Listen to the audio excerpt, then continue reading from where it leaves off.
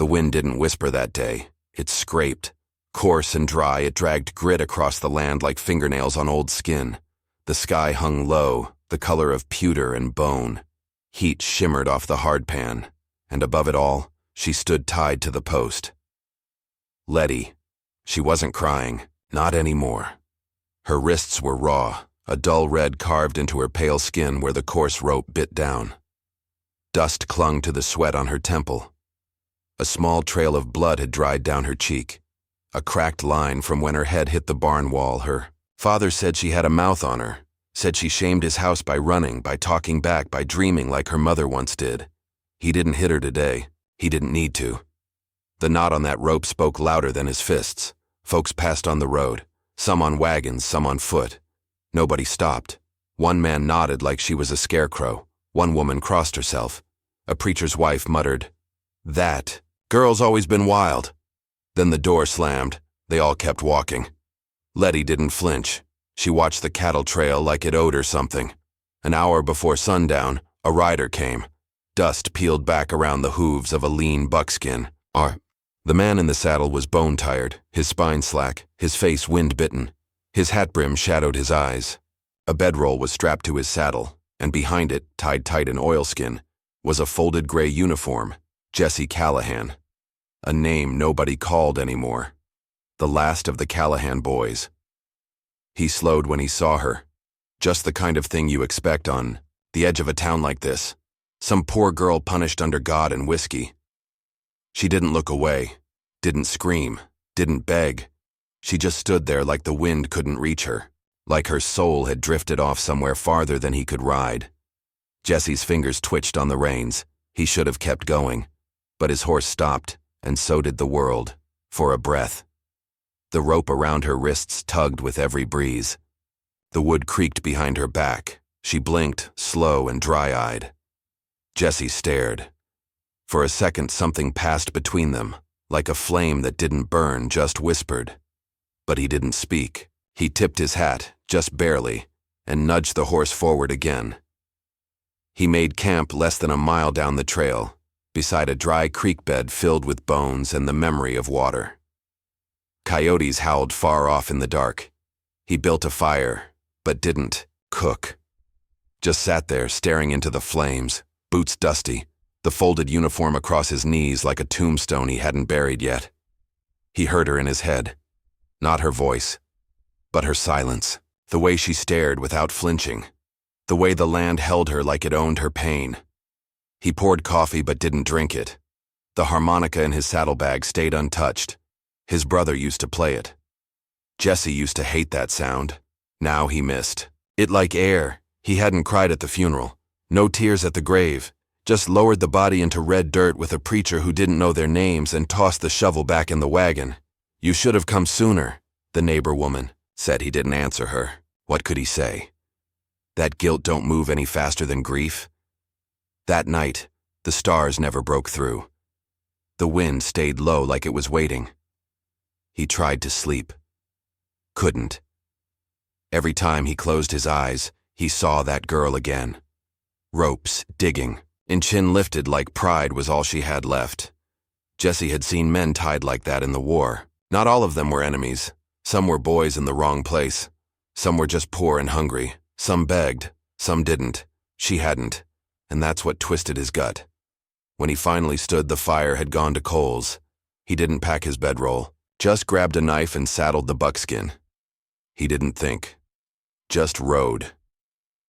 The barn looked like every sin Jesse ever ran from. Crooked wood, rusted horseshoe nailed over the door. A bottle on the porch, rocking in the breeze. Letty was still there, still tied, but now the moon hung overhead like a knife, and in the silver wash of light she looked less like a prisoner and more like a relic. Her head turned. She didn't speak. He dismounted. Quiet as sin, bootsteps in dirt. The knife glinted in his hand. No ceremony, no talk. He cut the rope. It fell, in two like a whisper dying. Her arms dropped. She didn't fall. She didn't thank him. Just rubbed her wrists with the stubborn pride of someone who'd been tied too many times and refused to let it be the last. She looked at him, Her voice was soft, but it carried. You waited till no one could see. He didn't flinch. Figured. That's how I like to be seen too. The wind shifted, the barn creaked, and somewhere in the far hills a coyote howled like it was mourning something only the land remembered. Morning crawled over the brushland slow as honey. Pale light peeled over the cracked earth, revealing thorns, old wagon ruts, and sky that stretched too wide to fill. Jesse rode quiet. His buckskin gelding moved at a modest clip, dust kicking at its heels. Behind him, barefoot in broken boots, Letty walked with her eyes on the horizon like it owed her an apology. He'd offered her the saddle earlier that morning. "Ride double," he'd said, patting the back of the horse. She didn't stop walking, just muttered, "I'd rather feel the blisters." So he let her be. They didn't speak much that day. Not about what came next, not about where they were going.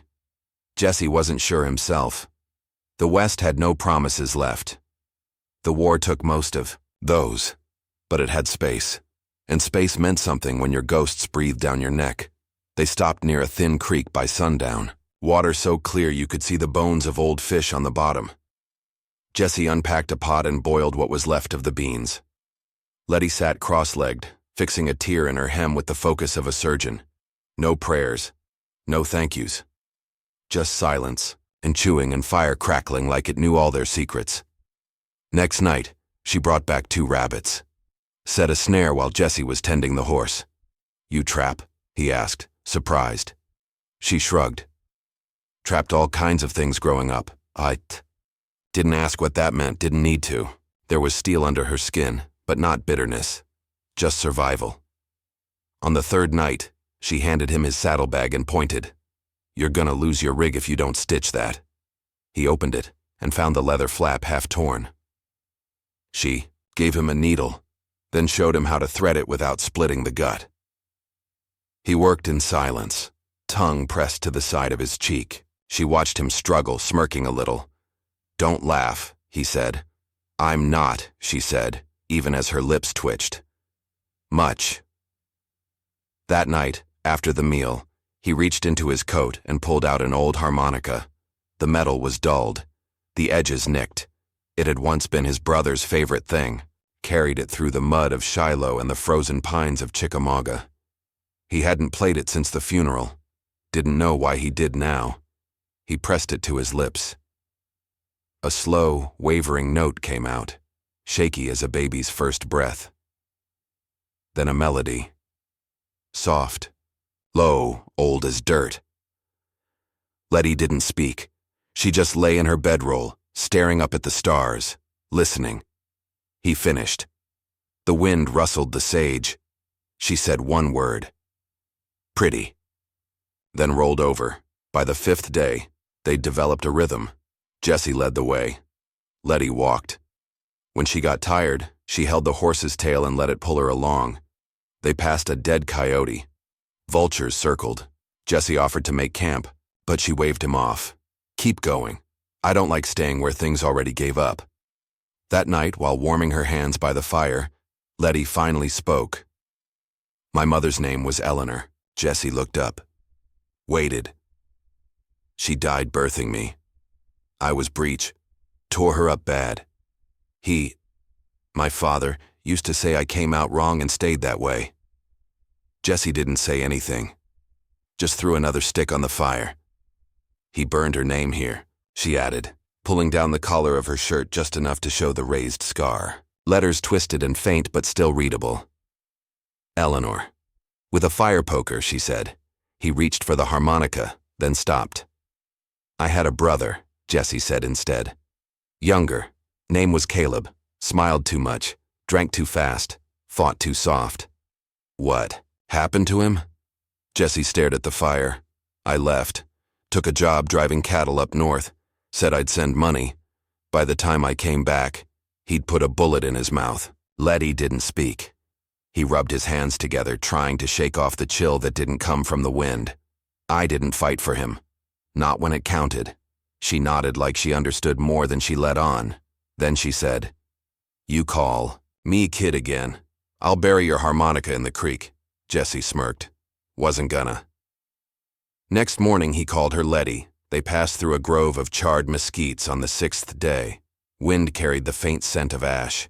"What's that smell?" she asked. "Fire," he said. "Old one." They followed the scent. It led them to the skeleton of a settlement, 10 or 12 buildings, blackened stubs of cabins, a church with a caved-in roof, a broken pump, well rusted shut, scorched earth, black grass, no names, no signs, just ghosts, in the dust. They walked slowly. A child's swing hung from a bent tree, half burned. It creaked in the breeze. Tin toys melted in the dirt. Letty knelt beside one, picked up a scorched horse missing 2 legs. Her voice was barely more than breath. "You think ghosts live where they die?" Jesse stepped beside her. He looked at the charred stump of a dollhouse, at the earth cracked and bruised. "No," he said. "I think they live where they weren't finished." The wind stirred again. This time, it didn't scrape. It sighed. Ash. Bend rose like a bruise out of the desert, dark, sore, and festering. Wind blew sand across the cracked boards of the main street. The windows shuttered or broken, the people hollow-eyed and watchful. A wooden sign hung above the saloon door, the paint long gone. It creaked with every gust like it was trying to say something and couldn't. Jesse reined in his horse near the watering trough, empty, just like the well in the center of town. Letty stood beside him, squinting into the dry wind. Her braid was full of dust, her eyes steady. They'd been riding for 6 days straight. They needed rest. They needed supplies. They needed a place where no one asked too many questions. Ash Bend delivered. The saloon was dark inside, cooler than outside, but not by much. Flies buzzed around spilled beer and something that had once been meat. Men hunched over cards and bottles, eyes flicking up just long enough to place Jesse and Letty, then back down again. Nobody said a word. Jesse found an empty table, bought in with a few silver coins and a dull stare. Cards shuffled. The dealer didn't smile. Letty walked the opposite direction.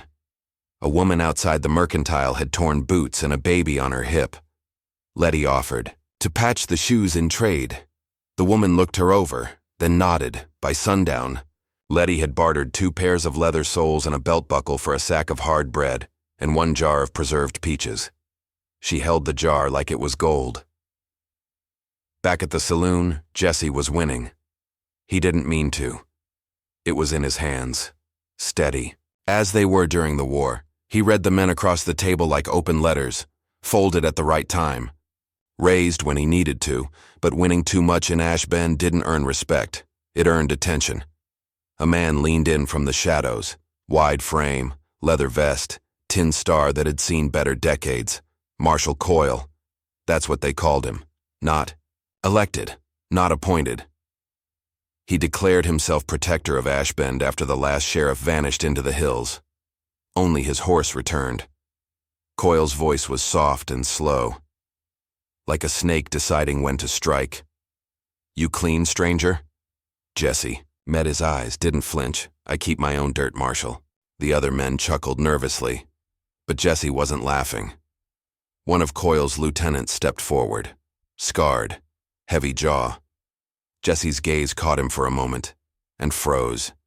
He knew that face, Roper. Once wore gray beside him at Chickamauga. Once looted a farmhouse and left the women inside bleeding. Jesse had reported him. Thought he was hanged, but Roper was alive, and now wearing Coyle's colors.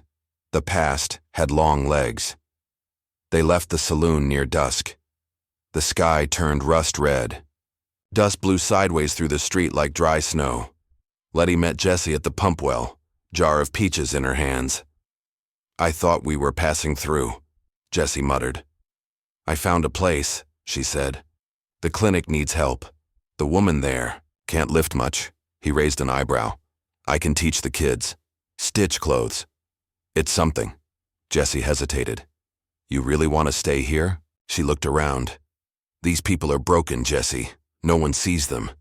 They look like I did, tied, just invisible." He said nothing. She added quietly, "If I keep running, I'm still tied to him." Over the next 2 days, Ash Bend didn't feel safer. but it grew familiar. Letty worked at the clinic, cleaning wounds, boiling cloth, reading to children too thin for their age. Jesse fixed a fence behind the livery stable. Didn't talk much, but the stares never stopped. Coyle's men watched them from under their hats. Always in pairs, always too still. On the third night, it came to a head. Jesse was walking back from the blacksmith's, a few coins heavier in his pocket. He turned the corner near the saloon and found Letty pinned against the wall, two of Coyle's men boxing her in. Roper stepped forward, hand on her shoulder.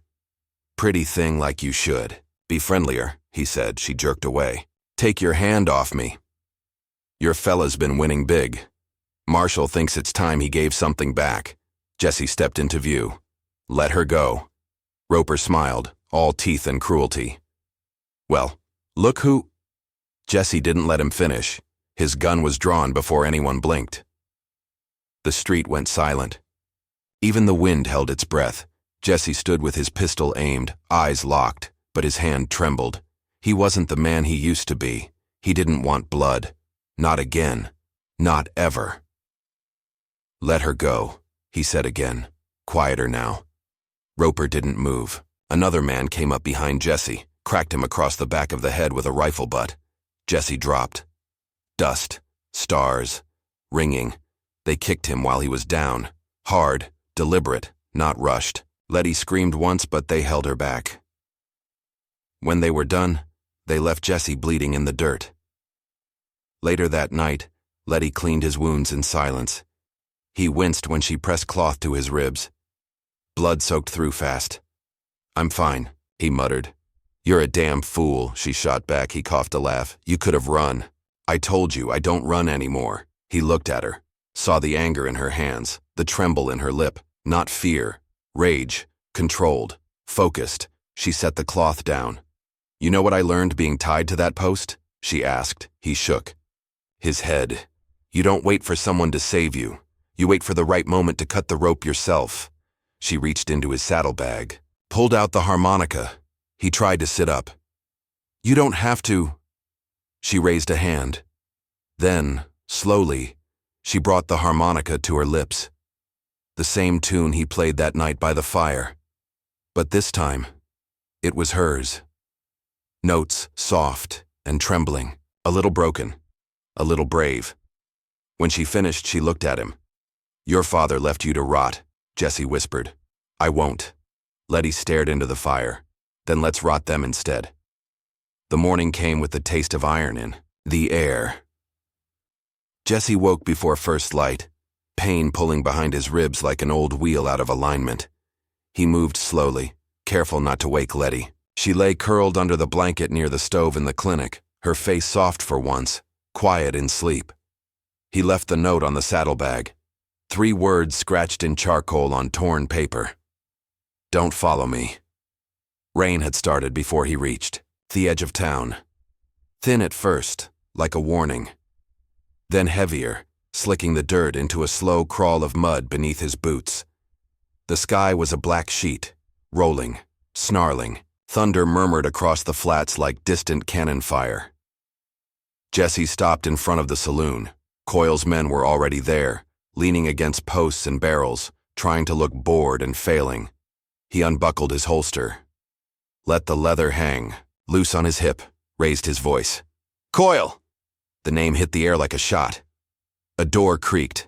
The marshal emerged, chewing a matchstick, his wide frame silhouetted in the doorway. "You got nerves, cripple," Coyle said. Jesse didn't blink. Rain streamed off his hat brim, streaked his dust-covered shirt. His voice was raw but clear. "I'm calling you out." Laughter from the men. One spat into the mud. "You serious?" Coyle said. "One pistol, one lung full of blood. You think I'll dance just 'cause you say so?" Jesse tilted his head. "You afraid to bleed in front of your boys?" Coyle smiled, not with humor, with malice. "High noon. Right here. I'll paint the street with you." By 10, word had spread. The town gathered like flies to sugar. Windows opened. Folks leaned on railings. The church bell didn't ring. It hadn't in years. But the silence felt like a countdown anyway. Jesse waited outside the saloon, breathing shallow. thumb grazing the grip of his pistol. He was alone. His leg hurt. His side screamed, but he stood tall, waiting. The clock on the post office struck 12. Coyle stepped out with 6 men behind him, guns at their hips, eyes gleaming. He took his place. Jesse didn't draw. Not yet. Then, a voice. He's not alone. Heads turned. Letty. She stepped into the street, rifle slung across her back, hair braided tight, boots caked with mud. The wind caught her duster as she walked to stand beside Jesse. The crowd murmured. Coyle barked. "You think this girl scares me?" Letty lifted her chin. "No, but maybe the truth does." She turned, voice rising. "This man and his dogs cornered me. Beat him near to death. You all watched. Said nothing." A hush fell. She scanned the faces. Sick mothers, scarred miners, children with 2 large eyes. I used to be tied to a post, left like a stray. Thought silence meant justice. But silence only feeds cowards. Someone stepped forward. A woman, face thin, eyes rimmed with tears.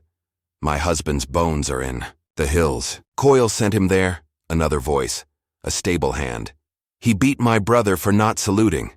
Then another, and another. A ripple became a tide. Coyle's men shifted, uneasy. One stepped back. Another dropped his hand from his holster. Coyle roared. "You're all fools. I kept this town alive." "No," Letty said. "You fed off it." The first shot cracked before anyone breathed. Coyle fired at Jesse. Jesse fired back. Missed. He dropped to one knee, pain blooming in his side. Again like fire. Letty dropped into a crouch and returned fire. One of Coyle's men fell back with a cry. The crowd scattered. Screams rose. Boots pounded on wood. Coyle advanced, grinning like death. Then, another shot. Letty. Her bullet hit Coyle in the shoulder. He spun. Jesse, gasping, steadied his hand, and this time his shot landed true. Coyle crumpled. Silence. Smoke drifted in the rain. The wind picked up. Someone shouted, "They did it!" The town erupted. Not in celebration, but in motion. Coyle's men fled. The townsfolk surged forward, not with pitchforks, but with bandages, blankets, bread. Jesse collapsed, coughing. Letty caught him. They sat together in the mud, not speaking, just breathing. Later, after the worst had passed, someone asked, "What now?" Letty stood, rifle resting across both hands. "Now," she said, "we build something worth staying for." A week later, they returned to the place with the swing. The burned town. The swing still creaked. The tin toys were still half buried in ash. They stood beside each other. Jesse stared at the ruins.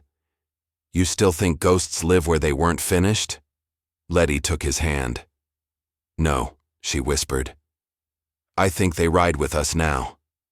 The sun broke through the clouds, a new light, and 2 riders side by side moved slowly down the trail, towards something neither could name, but both finally believed in.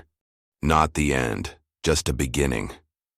If you've ever felt powerless, silenced, or left behind, Jesse and Letty's story is a reminder that redemption doesn't ride alone. Sometimes all it takes is one person brave enough to stand beside you. Have you ever faced down your own Marshall Coyle? Tell us in the comments below, and let us know where you're watching from. We'd love to hear your story. If this tale moved you, please like this video, subscribe to the channel, and ring the bell so you don't miss the next powerful Wild West story. Because out here, even the forgotten ride again.